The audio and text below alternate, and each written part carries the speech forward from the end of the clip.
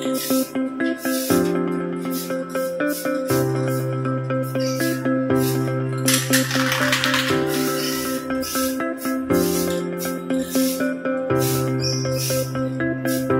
mga lods, no? For today's video mga idol, ay magpinto tayo ng swing arm gamit yung ating samurai, no? Na kulay black mga idol. May number na 30109 mga lods. Then ito naman yung ating isa ay kulay clear naman to, no? Pang top coat natin mga lods. Pang top coat natin sa black. Ay may number naman siya na 1128 mga lods. Alright mga lods, abangan nyo na lang ang outcome nito mga lods. Kung maganda talaga si Samurai.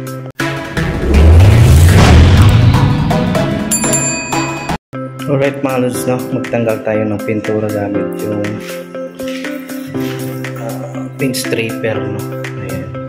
Kailangan natin protektahan yung mata natin kasi nga mainit yun. So, ito, parang welding. Try na natin mga lods. Ito na mga idol ay umpisahan na natin ang paglagay ng paint stripper mga lods, no? Ito ay bubuksan na natin. Ayan. Buhos natin dito mga idol sa plastic, no? Ang ginamit ko pala na plastic mga idol ay plastic ng Sunrox mga idol para makapal, no? Kasi kung manipis baka butasin niya, no? Ingatan yung mga idol ang kamay nyo dyan na matuluan at saka yung paa nyo, no? Kahigit sa lahat ang mata ang ingatan nyo dyan dahil nga pwede makabulag yan mahal pag nagtasikan kayo dahil mainit yan mga idol. Ito na nga mga idol, no? Ayan, nakaready na tayo and watch and learn. Yan, let's go, let's paint na. Yan, ganyan lang magawa mga idol ng ano, paint remover, no? Parang pintura lang yan mga idol. Dapat ang tatamaan nyo yung may pintura lang dapat. Oo. Yan, pero iba dyan kasi once na mag-effect na yan, nagkalat na yung pintura, matutunaw. Yan, magkakalat na rin yan yung kulay itim dun sa bakal na nilinis ko kanina. So okay lang naman yan. Importante dyan na tinamaan ang lahat ng mga napinturahan, no? Dati. Yan, sobrang tigas yan kanina yung sa harap na yan. Yan, yung nakaharap. Pang tigas yan kahit kuskusin ko ng kutsilyo, yung kapal. Pero hindi obra yan dito sa ating paint stripper. Lulubo yan mga idol talaga. Yan, ngayon talaga ang pangtanggal ng mga pintura, no? Hindi na paint remover ang nakalagay, pangalan niya ay paint stripper na mga idol, no? Ayan, pinturahan ko yan mga lods, no? Tapos mamaya iwanan ko na lang yan ng ano, kahit isang oras para solve matuyo talaga, no? Ayan mga lods, no? Ayan, babalikan na natin kasi nga may kinuha lang ko sa loob. Ayan, let's go, tuloy ang pintura ng paint stripper mga lods. Ayan, alright, alright. Yan, dyan para sa likod nito pala tinamaan yan. Kaya yan, talagyan natin, no? Kalahati pala yung naubos ko dyan mga lods, no? At saka ito na mga idol ang outcome mga lods. Ayan, nag-ano na, nag-effect na siya ng konti, no? Yan, pintura na yan. Yan, ito ang pinaka ano, yung final niya, yung lumubo na, no? Yan, no?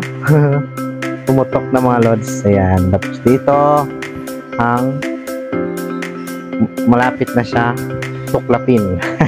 Pero pag ganyan mga idol, wag muna kayo magtuklap kasi basa pa yan. Hayaan mo nyo muna na isang oras dyan, no? Para parang papel na lang siya na tuklapin natin mamaya. Kasi pag basa pa baka tumalsik pa sa inyo pag pinilit nyo yan na basa pa. Delikado mga idol. Kailangan ingat-ingat tayo, no? Ayan, tinakita nyo? Yan, no? Tuklap na, oh. Sinampulan ko na kayo mga lods yan. Pero mamaya-maya pa yan, isang oras para sure ball talaga na parang nagtuklap lang tayo ng ano, ng pintura sa pader. Yan, alright.